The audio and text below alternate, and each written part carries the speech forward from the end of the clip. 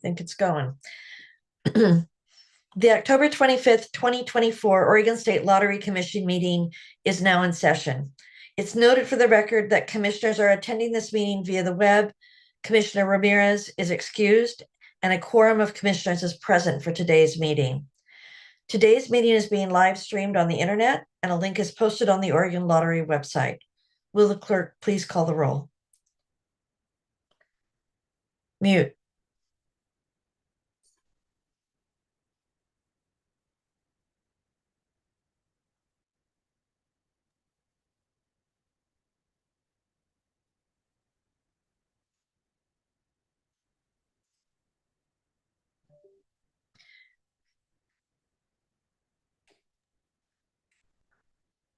Alyssa, you're showing on my screen as being muted. Yep. And it was me, Commissioner Weller. Okay. Here. Commissioner Wilcox. Here. Chair Southoff. Here. Okay. Will the clerk please inform the commission of anyone else in the meeting? Yes, we have Devin Thorson from the Department of Justice this morning. Thank you. Members of the public have the opportunity to provide written public comments to the commission for this meeting. Can the clerk please confirm that no public comment was received? That is correct. We did not receive any public comment this month. Great, thank you. With that, we'll go to the standard agenda and begin with the director's report. And I want to welcome Justin Hedlund, who's standing in for Mike. And so, Justin, we're ready for your report. Thank you. Good morning, Chair Southoff and Commissioners. For the record, I am Justin Hedlund, Assistant Director for Security, and I am standing in for Director Wells while he's attending the World Lottery Summit. As you've heard, Sherry's Restaurants recently closed all remaining locations in Oregon, and as a result, we disabled all equipment and are moving forward with our compliance process regarding their contract. Staff have also been diligently working across Oregon to collect VLTs and other lottery equipment from the closed locations.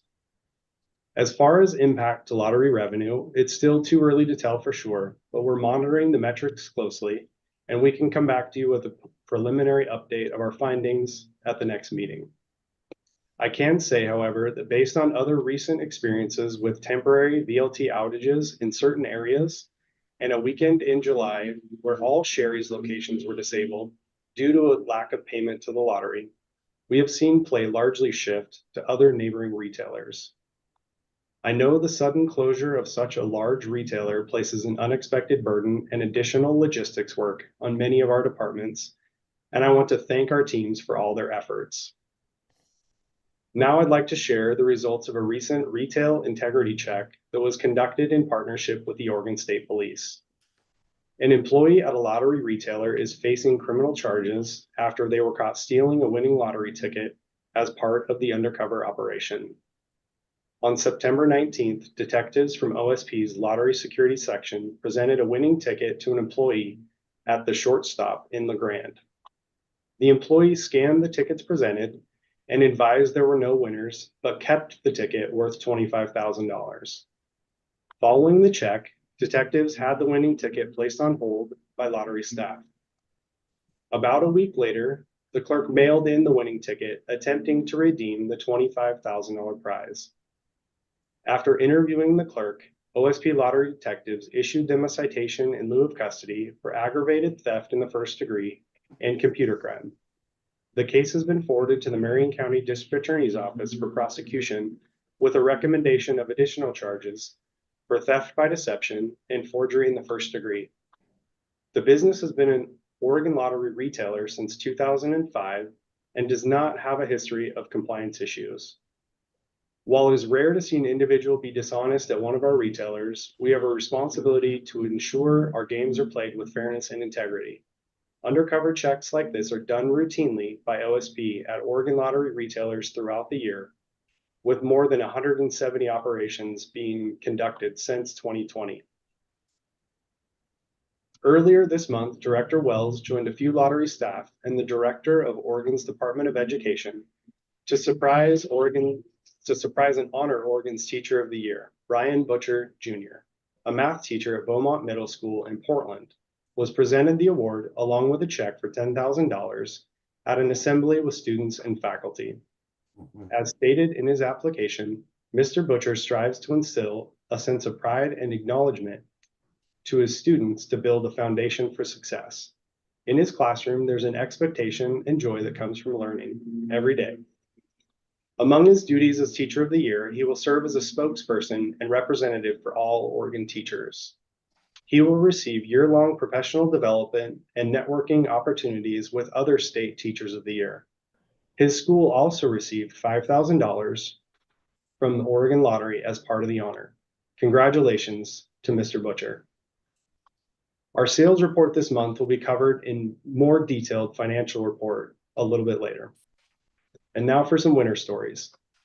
Elizabeth L. of Salem got an anniversary surprise after scratching the $20 double strike scratch it her husband gave her.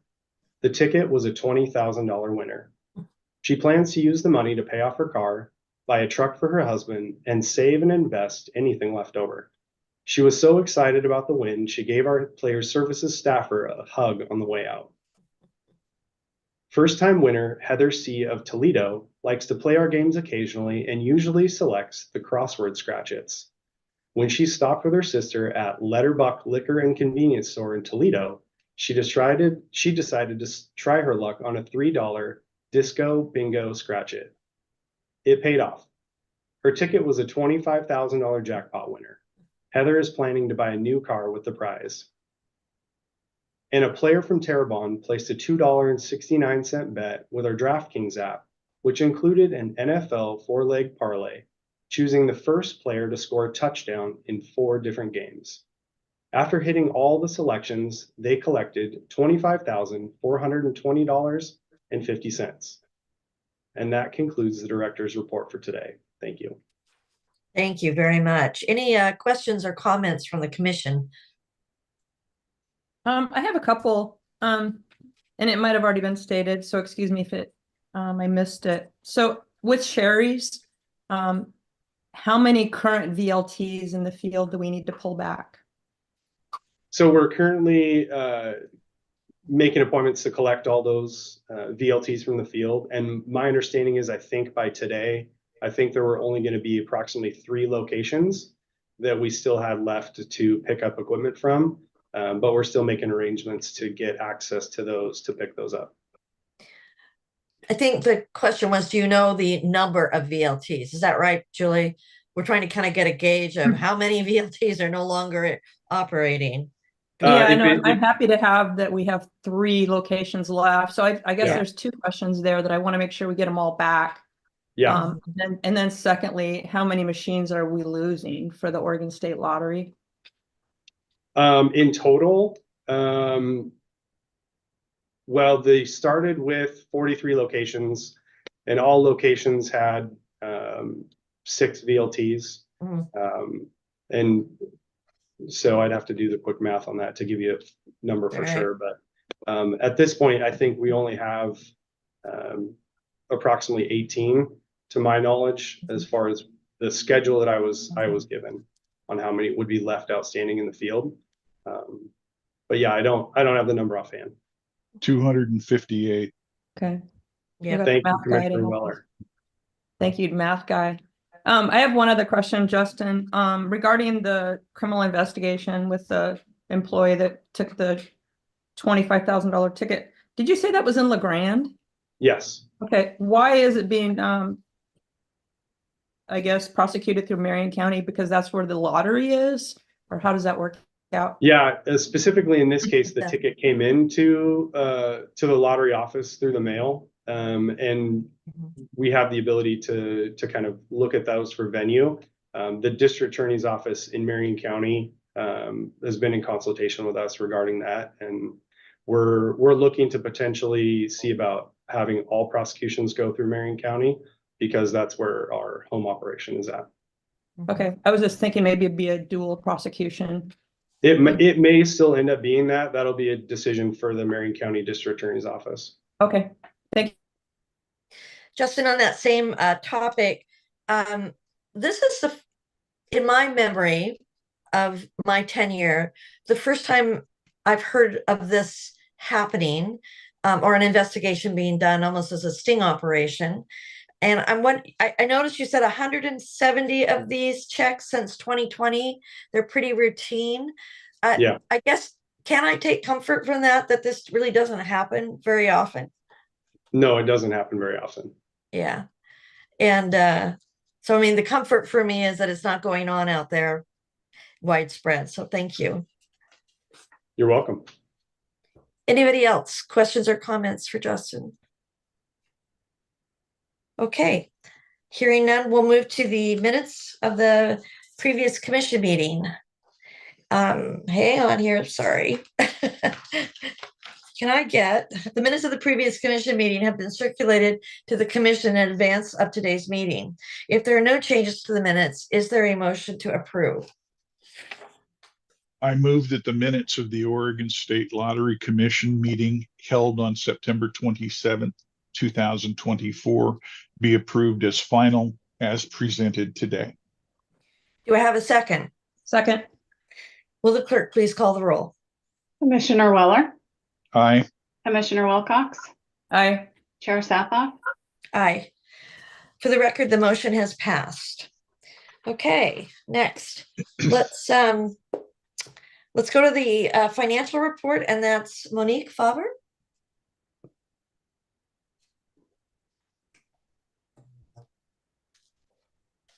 Good morning, Chair Sathoff, Commissioners, Assistant Director of Security, Headland.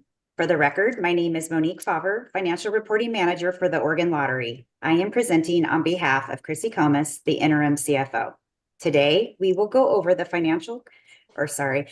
today we'll go over the first quarter year-to-date financial report for fiscal year 2025. Net revenues are $354.1 million on a budget of $354.9 million, generating an unfavorable variance of $792K.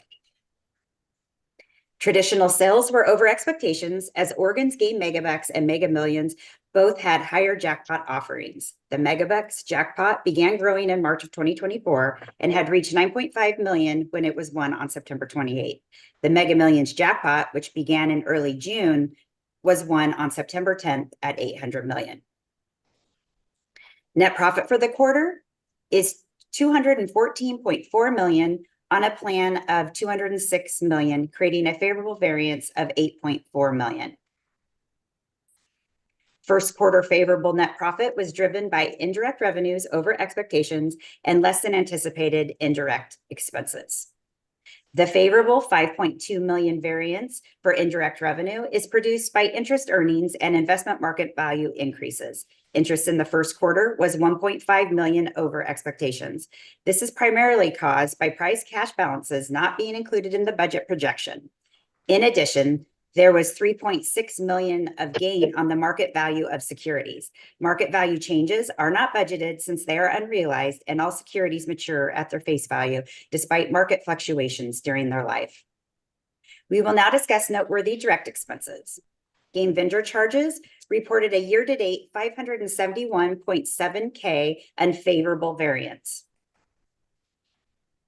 Video product has a $40K per month flat charge, which is the maintenance portion of the software subscription fee. This fee was accidentally included as part of the subscription asset when budgeting, resulting in inclusion in the depreciation expense budget rather than the game vendor charges budget. Secondly, sports product game vendor charges based on sales were budgeted at a rate of 51.74%. However, the actual rate is 53%, accounting for $269K of the $572K negative variance. Year-to-date ticket expense is reporting an unfavorable variance of $197.8K. Tickets are expensed as tickets are sold, with each game having its own rate based on the cost of the ticket and the selling price for the game's ticket. For budgeting, the overall cost percentage For budgeting, the overall cost percentage of revenue was estimated based on actual fiscal year 2024 percentages. The budgeted rate for the first quarter is 1.87%, but the actual rate is 2.24%. Last year's rate was lower as new contract pricing had not taken effect. Indirect expenses compared to budget are reporting a favorable year-to-date variance of 4.2 million. The primary source of this large favorable variance is the OPE budget to actual difference. The rate used for budgeting OPE was the rate occurring at the time of budgeting in March. In mid-July, actual PERS expense was received, and although slightly increased from the estimate, it was still below the FY24 expectations. Once the actual for FY24 was known, the FY25 monthly accrual amount was adjusted down to the new expectation for FY25. Actual PERS expense will not be known until next July. The favorable services and supplies conditions are attributable to the following expense groups. The ongoing transition of our retailer network to a new service platform is progressing as planned, and retailers are being moved monthly. However, due to challenges with the new platform, expenses for the retailer network aren't being charged when services fail to meet requirements. This is causing a favorable variance. The $655.7K technology expense favorable variance is primarily driven by software subscription contracts, which often have terms of a year or more. Originally budgeted in expense line items as payments are due, these contracts are actually recognized as an asset and amortized in depreciation over the length of the agreement. This can lead to differences between actual and budgeted expenses. Compared to the same quarter last year, technology expenses are consistent with prior year spending levels. The professional services favorable variance of $171.9K is related to Oregon State Police OSP charges. OSP bills us based on services provided during the period with costs determined by a shared cost model. While we anticipated a reduction in these charges, the decrease was more significant than expected, contributing to the favorable variance. Please review the comprehensive variance analysis provided in the commission packets and public meeting materials for detailed explanations of the year-to-date differences between the budget and actuals. I also have the balance sheet and other quarterly reports for your consideration. And this is everything I have, and I'm happy to answer any questions. Questions or comments from the commission? I have a question. You indicated that the indirect revenue has a favorable variance of about a little over $5 million, and primarily caused by prize cash balances not being included. In addition, there's a $3.6 million gain on the market value of securities, and the market value changes are not budgeted. I understand that, but it's my understanding that if we are reporting these at market value,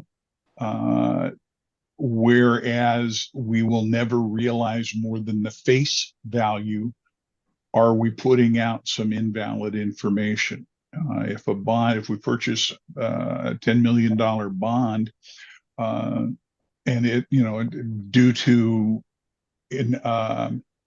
interest rate fluctuations in the general market, it's determined that it's worth $11 million. If we show it at $11 million and then later cash it in for its face value of 10, wouldn't we be reflecting a loss that's really a non-existent loss after reflecting income that's non-existent? Well, I think I'll start by saying that all of this is predicated by GASB, right? So GASB requirements are what tell us that we need to report this at market value. So Jeff, I think that's the most important consideration. And also to remember that, yes, while we are showing that's why we continuously kind of repeat the fact that this is an unrealized gain. We are in fact booking those fluctuations in the value. But the fact is that we're required to show those investments at market value. So we're never obviously going to, ultimately we're only ever receiving or paying based off of, and I say that because of the liability side as well, based off of face value. But I would say for you and I, probably it would make sense probably to have a conversation in depth on this, perhaps maybe if you want to send us your questions or have a conversation offline, that would probably help us just to get clarification on exactly what your question is and make sure I'm answering all the components appropriately. that's fine. And I think my question would then become, for later discussion is fine. Is there disclosure that this much money is shown both as interest income, as a market fluctuation, and also as a that it's potentially going to be a negative somewhere down the road because we're only going to realize face value. It seems to me that if GASB requires that we put it at market value, but we'll never realize anything more than that, GASB would probably also require a disclosure that this is happening. Yes, and we very much follow those disclosure requirements as well. So all of that is, if you, in our annual report, you can see that in the footnotes Okay, thank you. to the financial statements. Yes.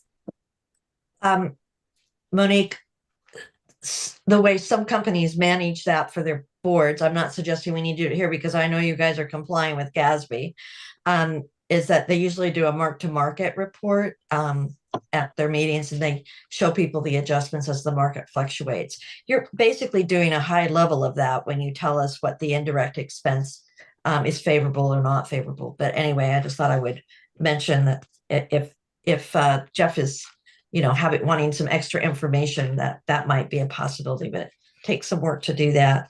The other, I had a couple of questions.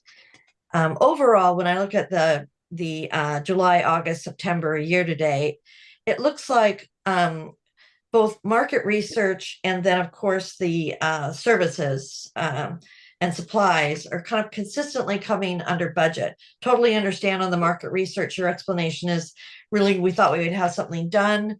It's not done. It'll be done shortly. So that is kind of a timing issue. On the other, you explained, sort of went through the explanation for the services and supplies, but I have a couple of questions. On the technology expenses, which is a good portion of this, I guess I'm trying to understand, it was originally budgeted in an expense as payments. Does that mean we should be changing our budget, the way we budget for this, or not? That's an excellent question. And this is something that we really started talking about last year, right? So this was all mainly as a result of that new GASB requirement around subscription costs, right? Right. So the difficult thing is, as you can imagine, as our different budget managers around the organization are trying to determine what to budget, let's just say when they start this process, potentially a year and a half in advance, we don't necessarily have all of the various components of information that are really necessary for us to be able to fine tune this. I would say we're getting better at it as time goes on, but I think it's definitely something on our radar that we're talking about. It's kind of an ongoing conversation about how do we best align our budget also with the timing of when information is known and received, right? So it is something that we're looking at. That is an ongoing process. And I would say that over time, we will and are getting better at it. It is an evolving process, but that isn't an easy thing to kind of overnight find a solution and fix it because of the various considerations. Well, I'm glad you're looking at it. I just, I'm not expecting an overnight. I just thought it seems to be consistently happening. Maybe it suggests a change. The other question I had, and I thought I knew how we paid OSP for their services. I guess I thought it was sort of a fixed charge. So my real question is, and I know it's favorable, but with this investigation that we heard about from Assistant Director Hedlund, will that be an additional charge, or how does that work? In other words, will the next one we get be unfavorable because of the investigation they did? And that is a good question. I cannot answer that question off the top of my head. I don't know, Justin, if by chance you know, but we can definitely get that answer for you. It's really more not about the numbers as much as I wondered. I was trying to think through how is it we pay them, and what would an extra investigation, or these sound like standard investigations, does it come within the services that we already pay for, or is it considered additional? That's really the question, and it doesn't need to be answered right away. So I just was curious. That's all I had on the financials. Would you like us to go ahead with the motion then?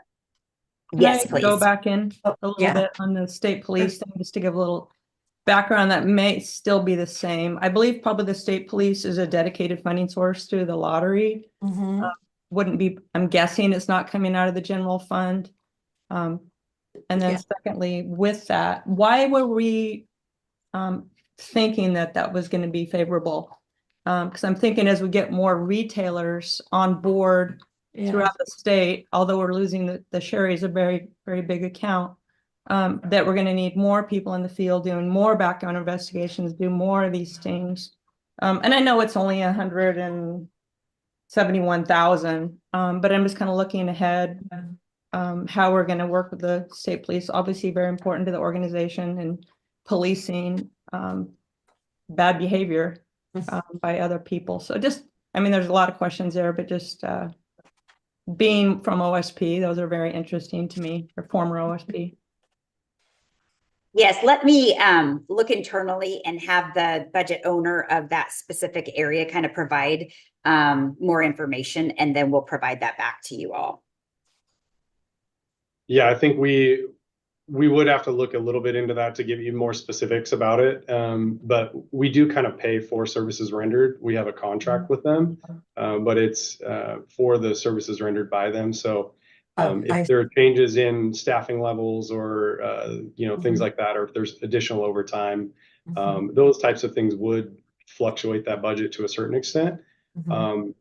But yeah, I don't think, just to answer your question, Chair Southoff, is this investigation specifically, I don't believe would have a large impact on the budget, because those detectives are dedicated, and so we budget for that work, and I don't believe that there was significant overtime or anything associated with it. But we would have to look a little bit closer to get specific answers for some of those questions, and we can come back with more information. That's fine. You actually, I think, have answered, because rather than, I shouldn't have probably called it a fixed fee, but it is somewhat fixed because it's a dedicated FTE. So we kind of know what we're going to spend. And what you're saying is that there could be fluctuations, but mostly about overtime or something like of that nature, things that would take the amount we know we need for an FTE, or we have to add, like Julie's talking about, maybe you add an FTE. So I get it. So I appreciate that. Anybody else before we? Okay, is there a motion to approve the financial statements? I move that the Oregon State Lottery financial statements for the months ended July 31st, August 31st, and September 30th, 2024 be approved for the record as presented today. Second. Okay, will the clerk call a roll? Beat me to it. Commissioner Weller, Aye. Commissioner Wilcox, Aye. Chair Southoff. Aye. For the record, the motion is passed. Thank you. Monica, are you finished? Anything else you wanted to talk to us about? I'm good, thank you. Okay, let's move then to the temporary letter of authority. And that would be Assistant Director Hedlund again. Thank you. Included in the meeting materials is a memorandum regarding the temporary letter of authority. The Kroger Company is attempting to purchase Albertsons Companies Incorporated, which will also result in additional transactions with C&S Wholesale Grocers LLC, 1918 Winter Street ABS LLC, and 1918 Winter Street Pacific Northwest LLC. While the sale is still subject to pending lawsuits, Lottery is requesting approval to grant temporary letters of authority to these entities to prepare for an acquisition of this size. ORS 461335 allows the Oregon State Lottery Commission to grant a temporary letter of authority for up to 90 days on a change of ownership application. Lottery is currently working with the entities to complete all related retailer application documents before the purchase deal between Kroger and Albertsons is finalized. If the applications can be submitted prior to a finalized deal, the Kroger Company could use the 100% stock buyout application process, which would limit downtime and not require the need to utilize ORS 461335.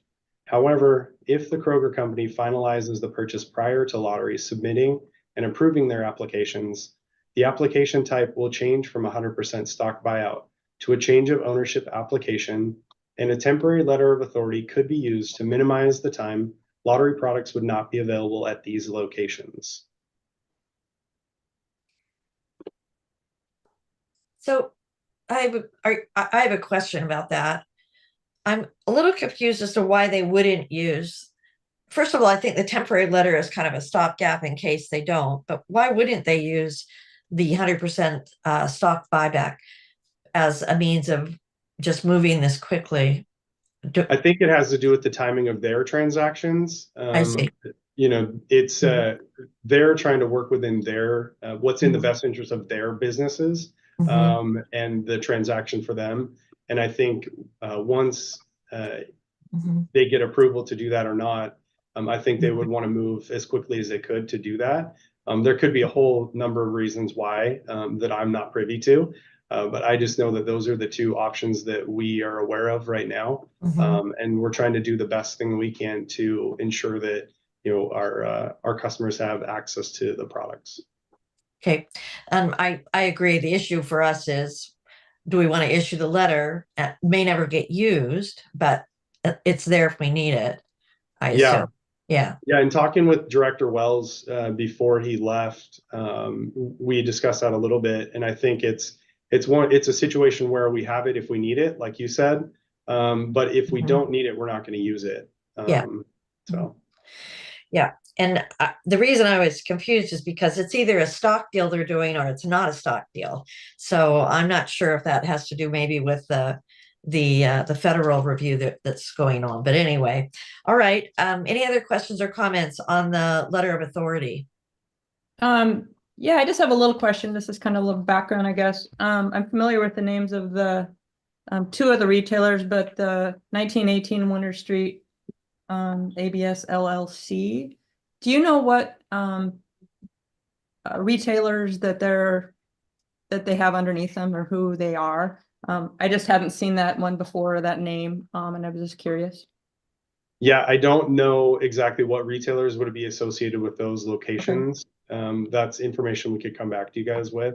Okay. My understanding is that those entities are being created as part of that to separate some of those locations out. Mhm. So that's really the detail that I have right now about it. Thank you. Yeah, Kroger, as part of the memo, the Kroger transaction, they're selling 62 stores, and the buyer is creating two separate LLCs that regarding that purchase, 58 stores going to one and 4 stores to the other.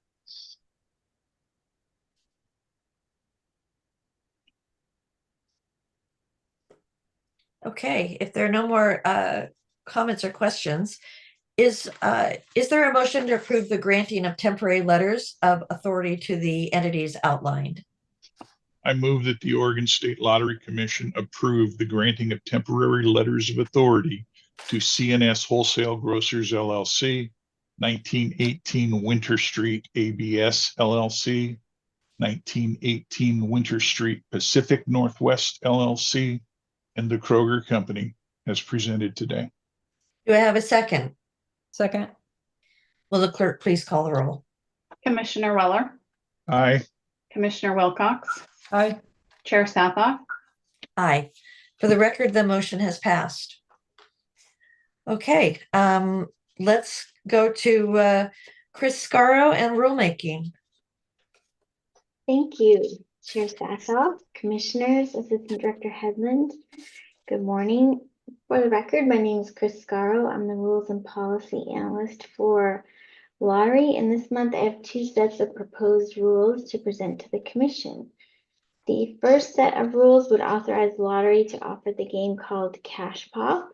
And so if you remember back in the summer when Director Wells presented our strategic plan and our budget, Lottery had recommended retiring one of our older games called Lucky Lines and replacing it with Cash Pop. And so with the Commission's approval of our strategic plan and budget, we'd like to launch the game in early 2025.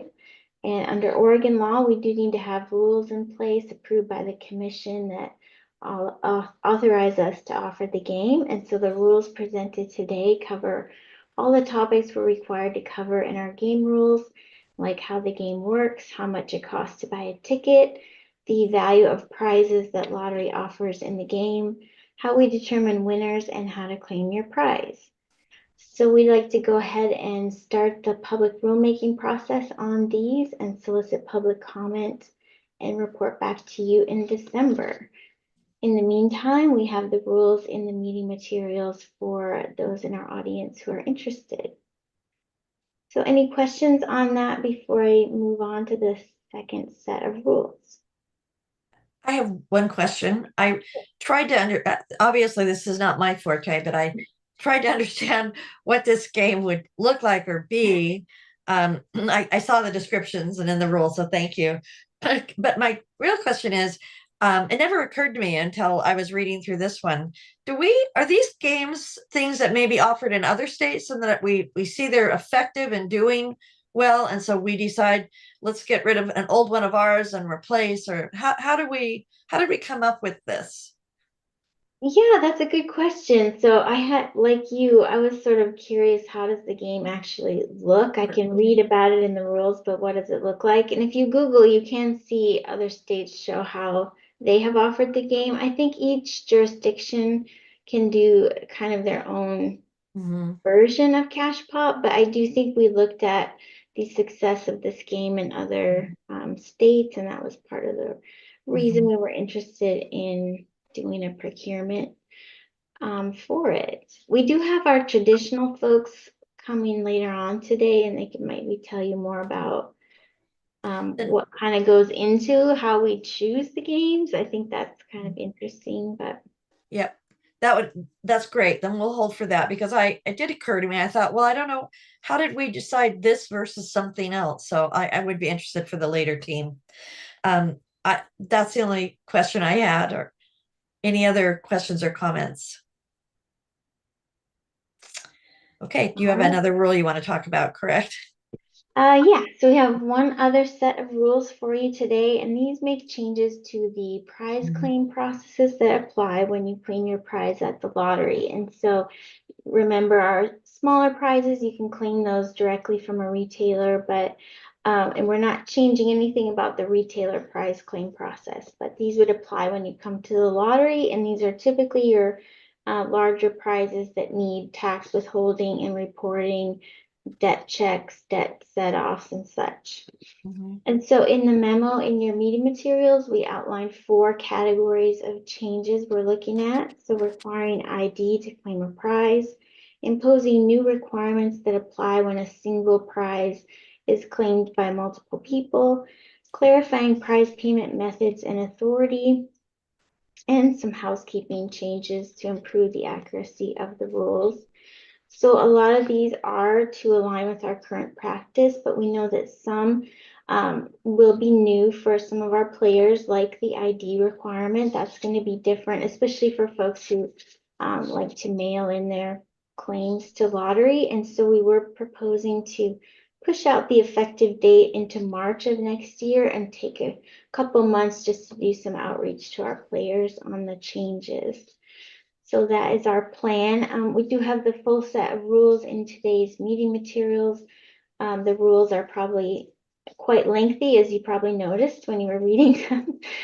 So we do have a one-pager as well for the public to help them understand what we're trying to do here. So again, start the public rulemaking process for these rules, solicit public comment, and come back to you in December. So happy to answer questions. Otherwise, that's all I have for you on rules this month. Great. Thank you very much. Any other? Jeff, sounds like you have a question.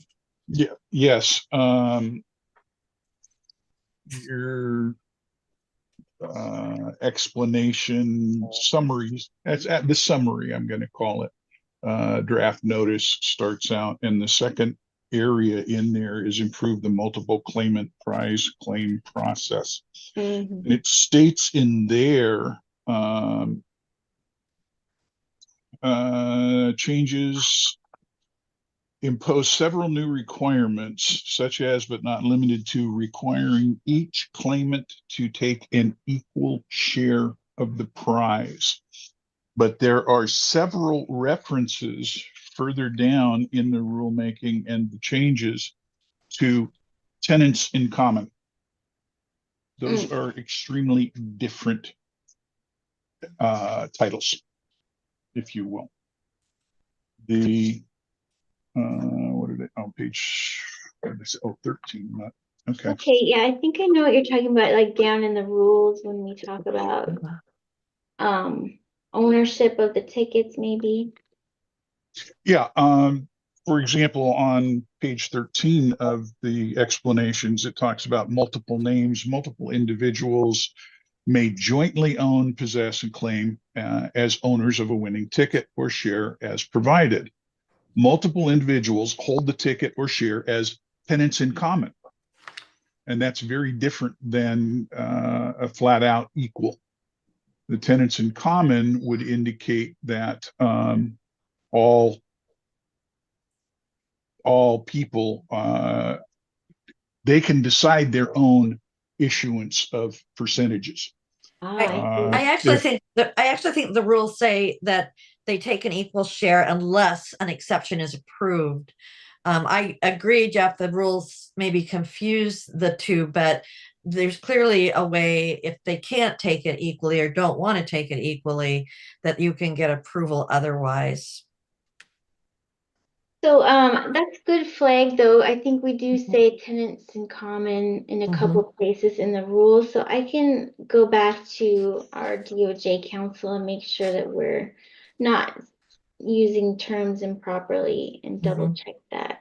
Or just not necessarily improper, but just they are conflicting. Right. At least in my faculty head. So Yeah. yeah, if you would look into that, I'd appreciate it. Yeah, that's a good call out. Thank you, Commissioner. And I assume when you come back in December to get our approval, you could include the report on that in there. That would be great. Will do. Any other questions?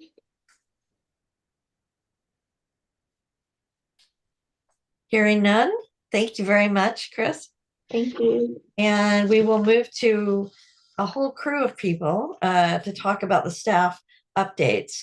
Tina Erickson, Lindsay Peterson, Carrie Hemphill, and Laura Sofro.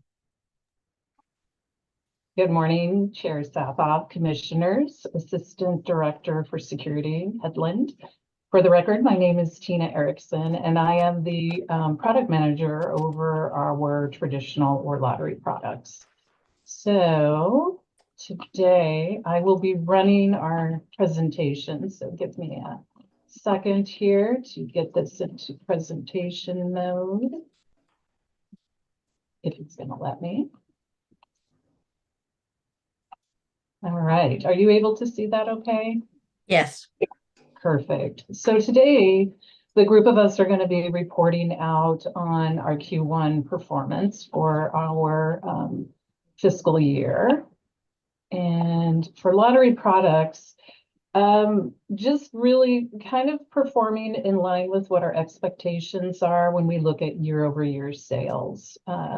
We do have a percentage difference, and that really kind of comes into business weeks, games that have been launched in the Scratch environment, because we just are making games available as they are needed. We don't have specific set launches, which will be changing starting in January as we start embracing some best practices that other lotteries are doing.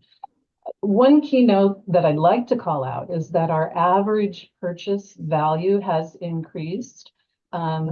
For business year 2024, it was $4.07.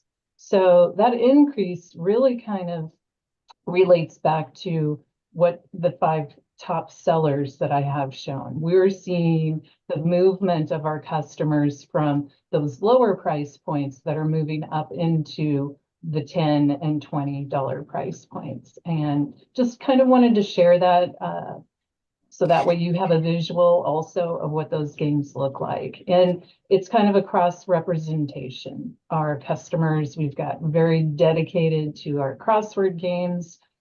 We have some that like that fantasy feel, multiplier games, and then, of course, what we would call a gaming theme, which is the Joker's Wild Poker. And really looking ahead for Q2, we launched our holiday games. So when we meet again, I will be sharing how those holiday sales did for us. And at that same time, we also launched a $30 price point. Tina, just a question I had when you were talking about the average purchase value and the top sellers. Yeah. I don't think this information you're giving us answers this question, but I could be wrong. It says top 5 sellers, but do we track sort of not average purchase value as much as, I mean, do most people buy the $5 when you look sort of quantitatively at how many tickets are we selling, right? Yeah, yeah. What categories do they most buy in? The 5, 10, or the 20? I think right now we are seeing the 5 is generally that sweet spot for most of them. And we do have what we would call facings or more games at that $5 price point. Yeah. So hopefully that answers your question. Yes.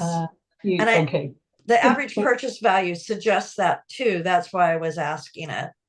Yeah, and we do have a mix of customers who love our $3 bingos and crosswords or our $2 games. And so looking at that average of the high and the low kind of gets us to that $5 price point. Thank you. I've got a quick question on the new game too for the holidays. Is this the first time that we've had a game that's going to be a price point of $30 or is... Okay. Yeah. So other jurisdictions have introduced that price point and even higher ones. And it kind of felt like good timing for us to do that. And that kind of goes to this next slide. I wanted to share this information. IGT Printing is one of our print vendors. We use 3. There are 3 in the industry. And what this is really showing is Oregon is doing pretty well. There are 45 jurisdictions that sell tickets, scratch tickets in the US, and we happen to be one of 6 who saw an increase in our instant sales for growth. I think what is key here is that on average, the other jurisdictions were seeing a 2% decrease. So some of the things that the lottery product team has started doing is we added a crossword line. I think Jen Bagger several months ago when she presented shared our $20 crossword. And so we extended that in our line. We also have created a game which the industry calls a limited tier game. And really what that means is at the $10 price point, there is a game out in the market at all times that customers can win $50 or $100. And that really has contributed to our increase in that $10 price point. The other thing that we have started doing is developing games with what, again, the industry calls a no break-even prize. And what that means is, like the $10 example, you can purchase a game for a certain price point, but your beginning prize may be 5 times that value. And we find that depending on the customer segment, some customers really like that. They don't feel like if I spent $10 on a game that I won $10 wasn't really a meaningful win for them. But to diversify the portfolio, we're not going to make all of those games have what we would call a break-even prize. So I am pretty proud of all of the teams that were involved in helping us get an extension in our crossword line from, you know, the order specialist, pick and pack, our account managers. So just want to do a little shout out for everybody that's been involved in that because it's been a big undertaking. Tina, that you know, of course, you give us great information, and then we just have more questions for you. I see all of the reasons why you think we're doing well. That it's the report is great. I'm curious. You've identified these other states. that have seen an increase versus the rest of the industry that's seen a downward 2% decrease. Do we know whether or not we have some commonalities? I'm not, if you haven't looked, I thought it might be interesting if your team did look at some of Yeah. these states. And what do they look like us in some way, demographically, or the types of games they offer, or the price points? It would just be interesting to know if we have some similarities versus those states that saw the decrease. Yeah, and we do. I mean, again, when you're looking at some population, I think the biggest thing though, Chair Southoff, is really the fact that the other states may have not chosen to do some of the things that we're doing, or they may not have a year's worth of a new price point.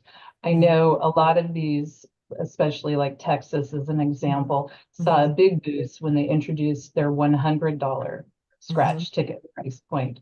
So we are doing really well now. That doesn't mean that we can stop being innovating, because there will come a point where we plateau again.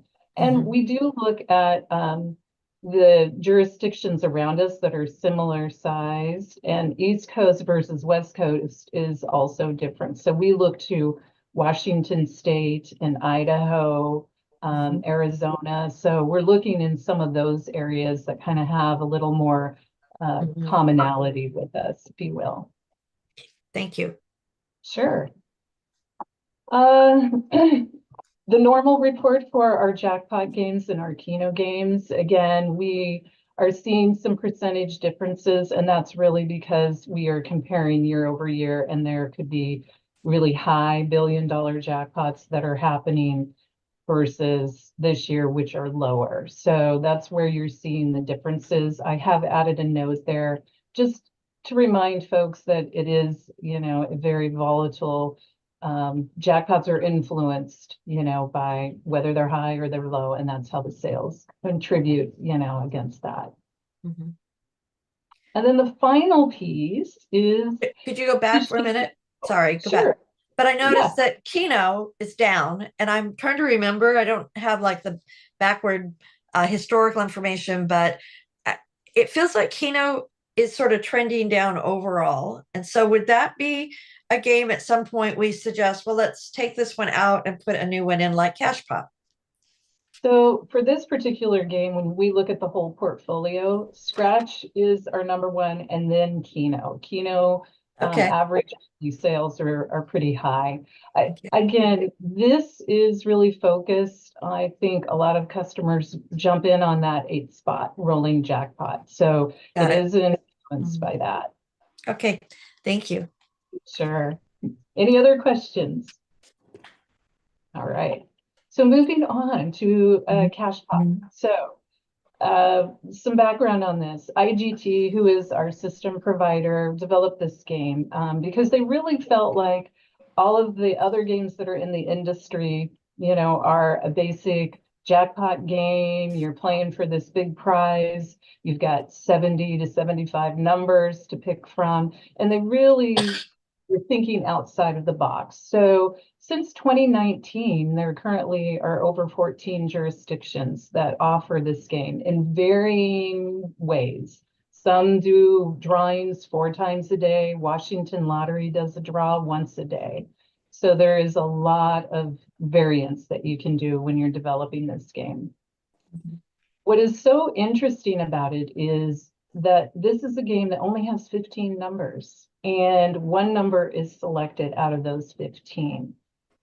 The other thing that's unique is that the prize is automatically or randomly put on the ticket when the ticket is purchased. So unlike our other games where we are knowing, oh, if I match 3, I'm going to get a Megabucks free ticket. This is, oh, if I match that one number, I could get anywhere from $5 up to $500 as an example. There are also 4 different price points for this. And so these prize structures really feel very similar to a scratch game. If I buy a $1 ticket, I'm going to have certain prizes that are within a range that's similar. With the $2, the $5, and the $10, you're going to see higher prices or prizes. And then what we're finding from research is that the customers in the other jurisdictions like the flexibility of the game and that it was easy to play. And as Chris said, we're introducing it sometime in the new year. But to get to the questions that were asked about how we are managing the portfolio. So what we did was we looked at all of the games that were within the portfolio and chose Lucky Lines based on what we were seeing for revenue. So right now, sales on an annual basis for Lucky Lines is 1.7 million.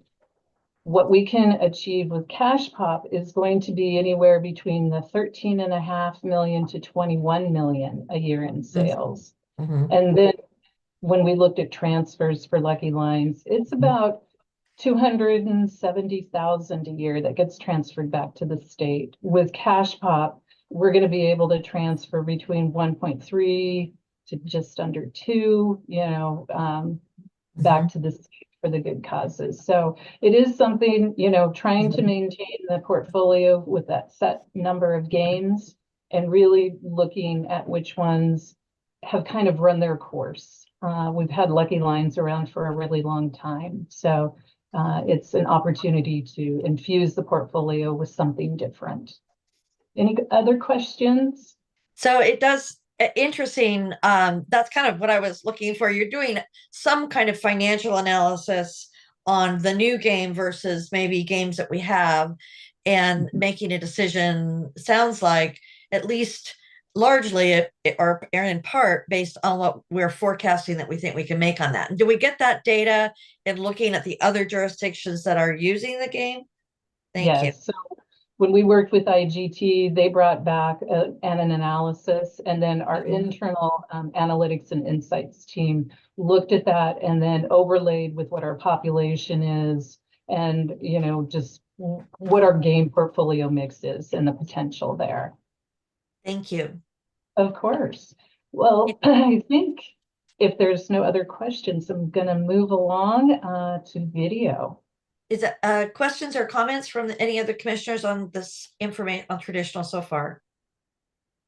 I guess I'm just happy to see that we're trying some new things and getting more revenue coming into the state of Oregon, which we all need for schools and parks and other programs. Yes. I guess, not being able to actually go out and try one of these games. I'm looking at, so the Cash Pop, they're showing the Megabucks receipt there next to the slide. So that will be similar when they get their players will go through the terminals and they'll get a receipt looking similar to this. Yeah, the ticket looks very different. What I would love to do is come back in January and share some more information on the actual mechanic of the game, what the ticket looks like, how we're going to play it, that sort of thing, maybe the drawings. We've got some animation that we're working on. Thank you. Of course. Sounds interesting. Yeah, it's exciting. It's very exciting. So. All right, I will turn this over to Lindsay, and I'm still driving, Lindsay, so. Perfect. Thank you, Tina. Can you guys hear me okay? My video's lagging a bit. Okay, Yep. Cool. Good morning, Chair Southoff, Commissioners, Assistant Director Headland. For the record, my name is Lindsay Peterson. I am the manager of the gaming products portfolio for the lottery.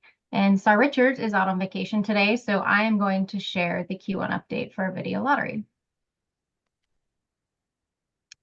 So talking about performance, year over year, we were up nearly 2% for the quarter. It was over the summer months, which is usually our lowest time period. So that's great. We launched some games ahead of our low time to try to offset some of those players who might be coming back in and seeing something new and different and wanting to play. So that's great. From an activity perspective, though, as part of our annual VLT replacement cycle, we did place an order for just over 1,200 additional Light and Wonder Cascada VLTs to be delivered in 25. These are the same model VLTs that we bought in fiscal 24. So we're sort of rounding out the purchase in fiscal 25. And we're continuing to use those Cascada VLTs to replace our old model VLTs in the field. In Q1, our teams replaced nearly 300 E20 terminals with Cascadas. And for context, we started replacing the E20s about a year and a half ago, and we have replaced 70% of those in that time period. So we're moving through, getting old product out of the field, replacing it with new product. For the E20 product, it's particularly important because this is our oldest model and it's not compatible with newer technologies or features. It is a dependency to moving to our next generation system. So it's one of those products we really need to get out of the field as quickly as we can to keep things moving going forward. Having said that, it will probably take us till the end of this fiscal or into early next fiscal before those are all out, but we are moving at a pretty good clip on those.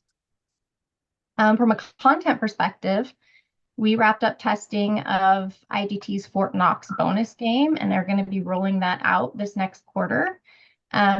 Interestingly, this is a little bit different than just a standard new game launch. Fort Knox isn't a standalone game. It's really a bonus game that's sort of bolted on to the top of other games, which we call our host games. And Fort Knox offers players an opportunity to win one of 5 tiered incrementing bonus pots anytime they're playing one of the host games. So it's a bolt-on separate feature, essentially separate game on top of the host game, and it has incrementing, or commonly in the industry, progressing pots. So any game that is hosting that feature will be contributing to those pots, and anyone playing any of those host games are eligible to win those pots. Lindsay, do I understand that you can't play Fort Knox unless you're playing one of the? Right. Fort Knox is a bonus game on top of one of the host games, correct? You have to play one of the others. Okay. You have to play one of the others. These bonus pots are per terminal, so they don't cross terminals, but for any host game that is participating, they are connected within that terminal. So we're going to launch initially with 2 host games, both brand new games, Samurai 888 Katsumi and Las Vegas Cash Eruption. Those are going to be on the Crystal Dual product, which is our newest model IGT terminal. And each of those games will have Fort Knox as a bonus feature of the game. So this isn't a completely new mechanic for us. Like, we have games with these incrementing bonus pots already. Big City 5's Diamond is one, but it's really a new spin because it spans multiple games on a single cabinet. And it also, when players get the award, they sort of go into a separate, what feels like a separate game to be awarded their value and their win. So it's a different spin on it. I think we've had good luck with the bonus style incrementing pots. We also used to have a mystery bonus trigger that just every so often would just randomly award players a win for playing the terminal in general. It wasn't its own game, and that was really popular. In fact, that's been out of the market for probably 10 plus years, and we recently got asked about it, so people remember it. So we're really hoping that this is something that the players enjoy. It's actually out in field trial now to test the performance of it in terms of, technical issues. It's doing well, and we're planning to start putting it statewide here this month before the month ends. So there are opportunities to kind of expand on this type of a feature in the future if it's successful. So we're going to be watching it carefully, and SAR should be able to bring some performance numbers back at the next meeting, at least some early indicators. Thank you. Yep. Any questions or comments from the commission? Okay. Thank you. None. We'll go to sports betting. Thank you, everybody. Chair, Commissioners, Assistant Director of Security Headland.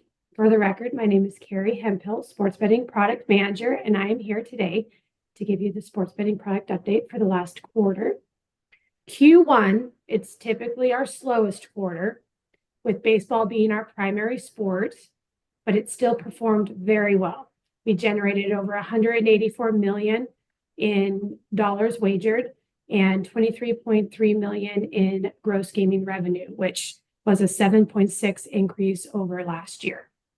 I put a little bit of our quarter year-over-year growth percentages on the screen. Number of bets was up 27%. Turnover, dollars wagered, was up 22%, and gross gaming revenue was up 49%.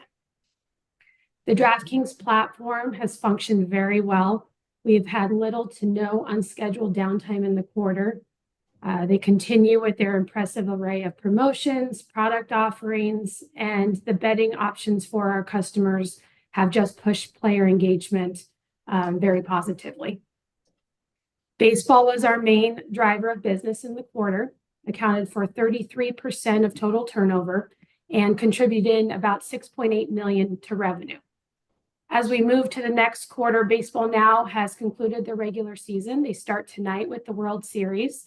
Two of the very most popular teams. So I would expect it to be a fantastic series in terms of generating lots of interest to close out the current month.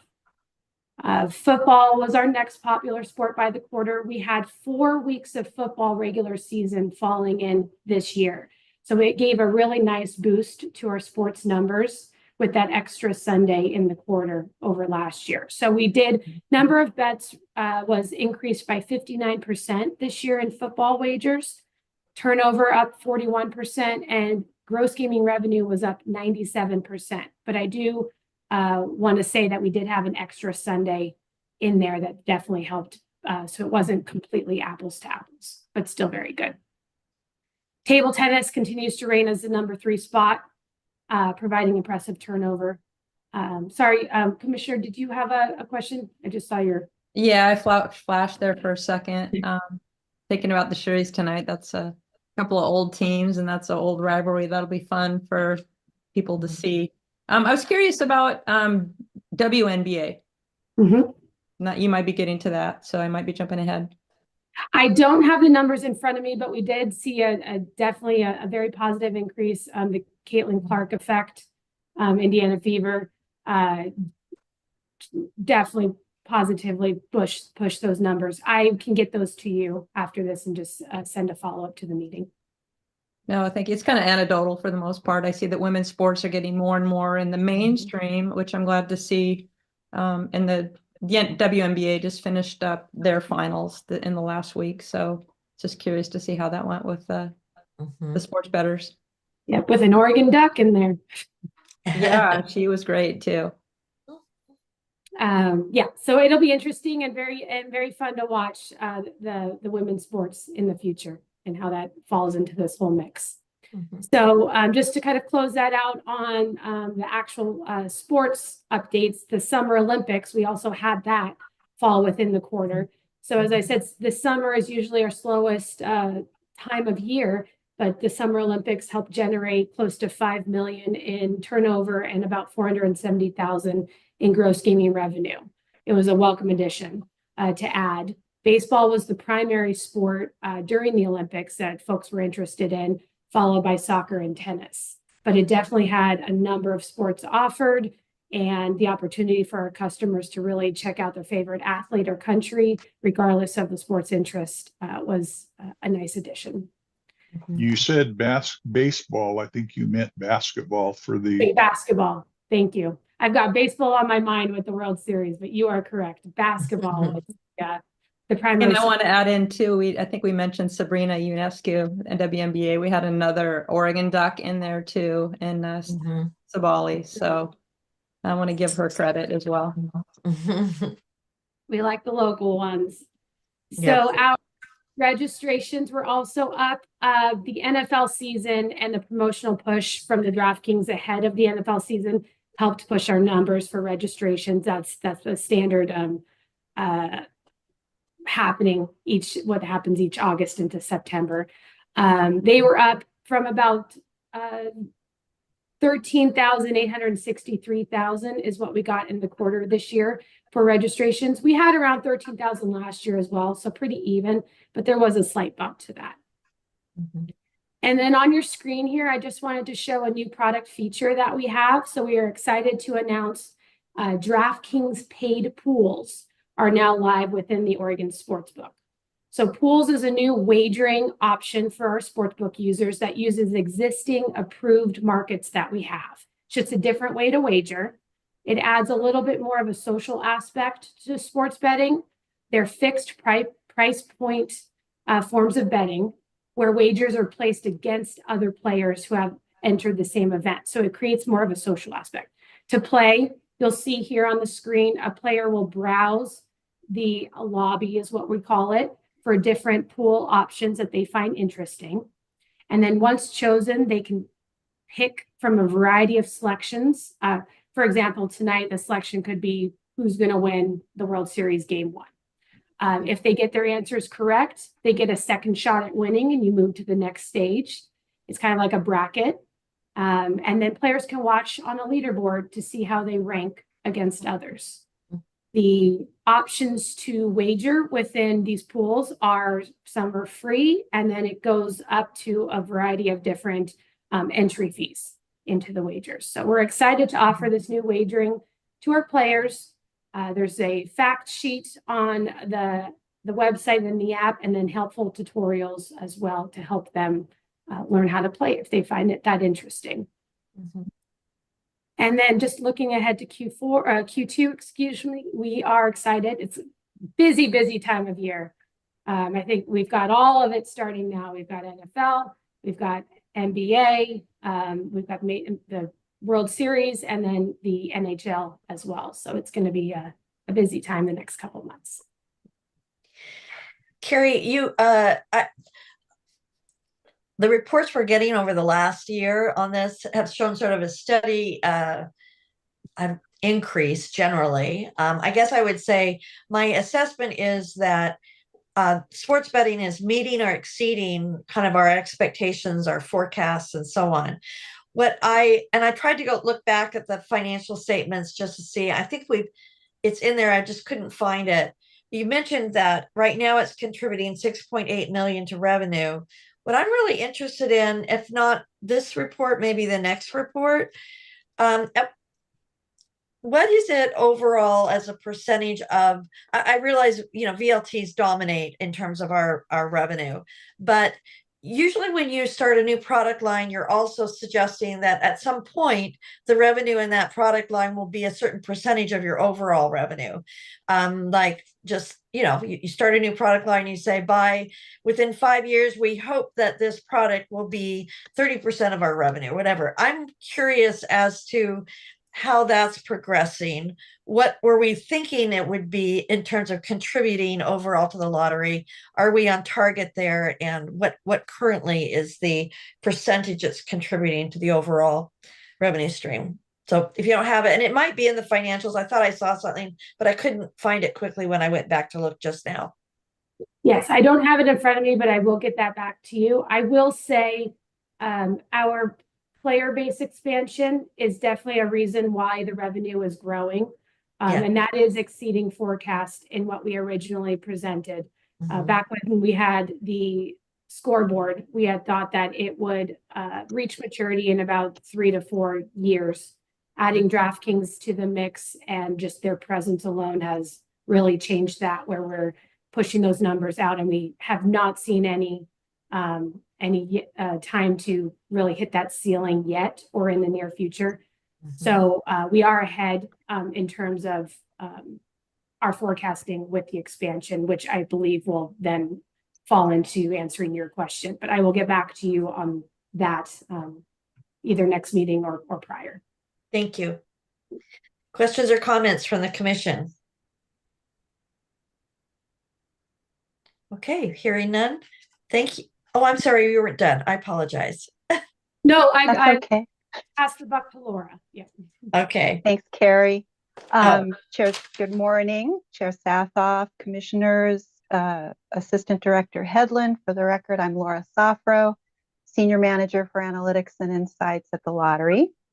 Beginning with this quarter's product performance update, we're going to provide a brief summary of revenue transfer and payout trends across the lottery's game portfolio.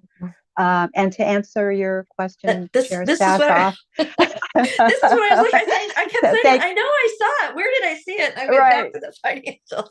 Thanks for the lead in. So for sports, So far for this quarter, it's representing 5.4% of our game portfolio. And that's up as compared to last fiscal year. So I'm going to start with these visuals. On the left, we're showing contributions from each of our game categories to net revenue. And then on the right, we're showing contribution to transfers. Year over year, overall net revenue in Q1 of $354.1 million is 0.4% lower than in fiscal year 24. Our sports offering, as Carrie just talked about, experienced a 60% increase in Q1 net revenue and transfers versus Q1 of last fiscal year. Video lottery performance has remained strong and stable. Our lottery products, which include our jackpot games and scratch-its, experienced a 22% decline in Q1 when you look year over year at Q1, driven primarily, as Tina mentioned, by very large $1 billion jackpots that we experienced in fiscal year 24. Looking to the right at transfers, transfers are 1.3% lower in Q1 versus Q1 of fiscal 24, also driven by our jackpot games currently competing against very large jackpots in the last fiscal year. And we've also included, and it's the dotted gray lines, comparisons to the DAS June 2024 forecast for Q1. So as compared to that, we're 1.4% below the net revenue forecast and 1.3% below the transfer forecast. So going to the next slide. This go back a minute for this. This Sure. slide, I don't remember you having produced this information before. This is exactly what I was remembering and couldn't find it at the last minute, but this is really interesting. It also is interesting to me because even though we're a little under the forecast, it suggests to me our forecasting is for the state is not entirely off. No, not at all. And thanks for the feedback. I think based on your and other commissioners' feedback, we worked with Director Wells to create these. So I'm glad it's showing some helpful information. So going to the next slide. So this chart shows the distribution of net revenue and prizes comprising gross revenue for each of our game categories. So total Q1 gross revenue was $4.2 billion, with video lottery accounting for 93% of total gross revenue and 83% of total net. Overall, 91.7% of total gross revenue was paid out in prizes to players. And then going to the next slide. Finally, we'll take a look at actual and projected quarterly net revenue over the 23 to 25 biennium. As noted previously, we experienced a 0.4% decline to $354.1 million when comparing Q1 in fiscal year 25 to fiscal 24. You'll notice a dip in net revenue between Q4 of fiscal 24, and that's the April to June timeframe, and Q1 fiscal year 25, which is the July to September timeframe.